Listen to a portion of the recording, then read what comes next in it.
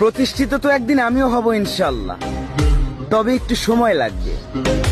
কারণ আমি আমার বাবার টাকায় নয়, আমি প্রতিষ্ঠিত হব আমার নিজের উপার্জনের হালাল টাকায়।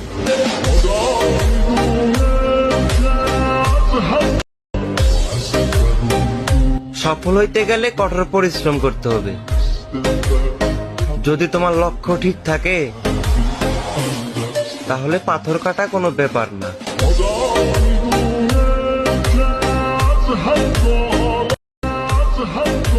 টাকা মানুষের জীবনে গুরুত্বপূর্ণ একটা অংশ, যা থাকলে মানুষ কেনা যায়, আর না থাকলে চেনা যায়।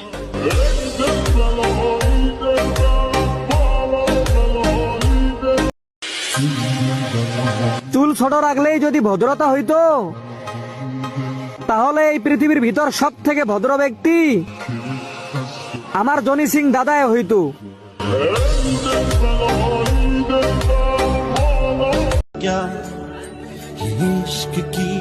দেখো ভাই, আমরা প্রবাসের ছেলে, আমাদেরকে দেখে কেউ মজা করো না।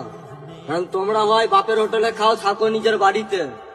একবার প্রবাসে এসে দেখো, পেটের খিদে পেটেই থাকবে, ভাত নষ্ট হবে হাড়িতে। বুকে কষ্ট নিয়েও কাটিয়ে ফেলবো খুশির ঈদ। হে কষ্ট দেওয়া মানুষ, তোমাকেও জানাই ঈদ মোবারক।